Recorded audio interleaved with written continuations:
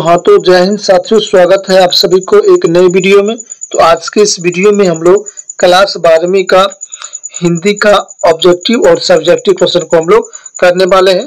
अगर आप लोग का भी एग्जाम 1 अक्टूबर का है और आप कक्षा 12वीं में है, आपके लिए ये वीडियो बहुत ज्यादा ही महत्वपूर्ण है, क्योंकि मैं आपको हिंदी का ऑब्जेक्टिव और प्लस में आपको सब्जेक्टिव दोनों प्रश्न को कराने वाला हूं। इस वीडियो में आपके एग्जाम में ये प्रश्न 100% आएगा। ठीक है, तो आप लोग को क्या करना है, वीडियो को शुरू से लेकर लास्ट तक जरूर देखना है। तो चलिए चलते हैं क्वेश्चन की ओर। तो दोस्तों यहाँ पर आपको फर्स्ट नंबर क्वेश्चन दिख रहा है। आपको एग्जाम हॉल में टोटल 10 प्रश्न दिया जाएगा, जिसमें से आपको दोस्तों 5 प्रश्न का आंसर देना है। ठीक है, तो हमने यहाँ पर आपको 5 प्रश्न का आंसर बताया हूँ। आप लोग अच्छे तरीका से समझ लीजिए और अपने नोटबुक में उसको उतार लीजिएगा। ठीक है, तो चलिए चलते हैं क्वेश्चन की ओर। तो देखिए यहाँ पर फर्स्ट नंबर क्वेश्चन है, जयशंकर प्रसाद का जन्म कब और कहाँ हुआ था। ठीक है, तो आपका उत्तर होना चाहिए जयशंकर प्रसाद का जन्म 30 जनवरी 1889 उत्तर प्रदेश के बनारसी में हुआ था। ठीक है, इस प्रकार से आपको लिखना है। आपका दूसरा नंबर प्रश्न होगा दोस्तों, दूसरा प्रश्न है आपका दोस्तों, शिवाजी की तुलना भूषण ने मृगराज से क्यों की। ठीक है, तो आपका आंसर होना चाहिए, जिस प्रकार जंगल का राजा सिंह होता है, उसी प्रकार शिवाजी की राज इन मेरठ पर यानी अंग्रेजों पर है। उनकी वीरता, पराक्रम, बल और राजा की क्षमता का दिखाने के लिए शिवाजी की तुलना भूषण ने मृगराज से की है। इस प्रकार से आपको इसका भी आंसर देना है दोस्तों। उसके बाद आपका आता है तीसरा नंबर प्रश्न आता है, तुमुल कुल हल कलही में शीर्षक पाठ के अनुसार हृदय की बात का क्या अर्थ है। तो आपका आंसर होना चाहिए दोस्तों, घनघोर कोलाहल अशांत और कलह के बीच हृदय की बात का कार्य मस्तिष्क को शांति पहुंचाना, उसे आराम देना है।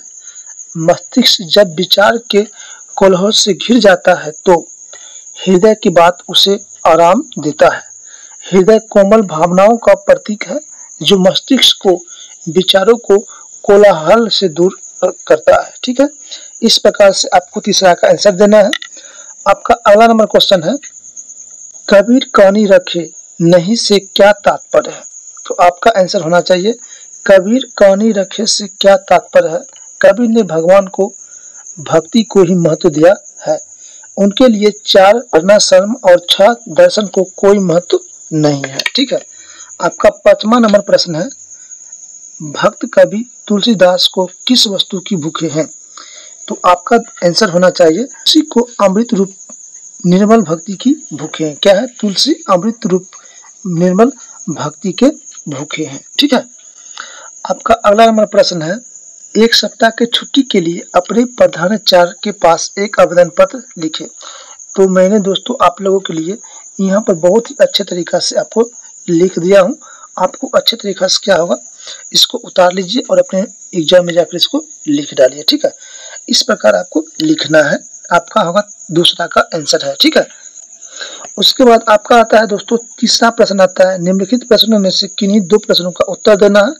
ये प्रश्न आपका 5 नंबर का रहेगा, यानी कि आपका ये प्रश्न दीर्घोत्तरीय है। तो चलिए फर्स्ट नंबर क्वेश्चन समझते हैं हम लोग।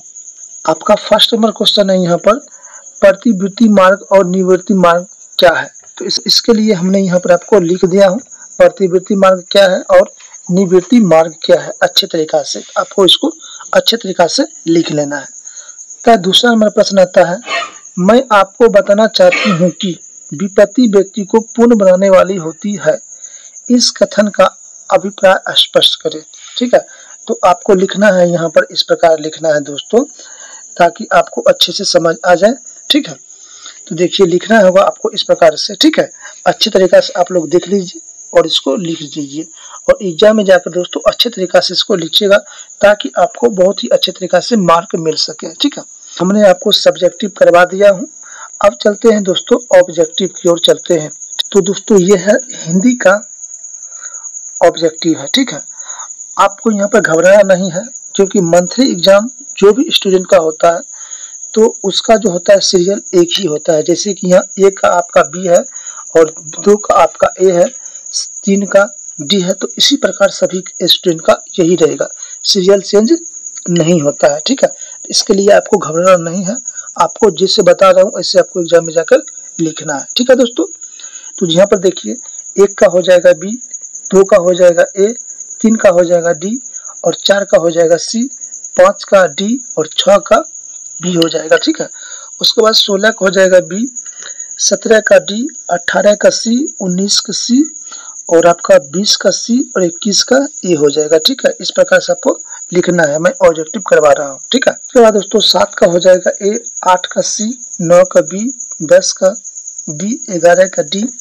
12 का सी, 13 का सी और 14 का ए हो जाएगा। ठीक है, 22 का बी, 23 का ए, 24 का सी, 25 का बी, 26 का बी और 27 का डी हो जाएगा और 28 का सी और 29 का सी हो जाएगा दोस्तों। ठीक है, और आपका एक प्रश्न और बच जाता है, यानी कि 15 का हो जाएगा सी और आपका 30 का हो जाएगा ए हो जाएगा।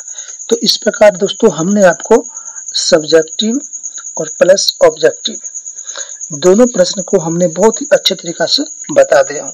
आपको जैसे बताया हूँ आपको जाकर एग्जाम इसी प्रकार आपको उतारना है, इसी प्रकार आपको बनाना है।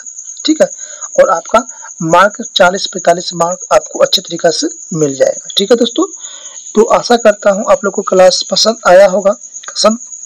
क्लास पसंद आया है तो वीडियो को लाइक कीजिएगा, शेयर कीजिएगा और चैनल पर पहली बार आए हैं तो जरूर दोस्तों सब्सक्राइब कर लीजिएगा, क्योंकि हमारा परिवार बहुत छोटा है, इसको आगे तक ले जाना है।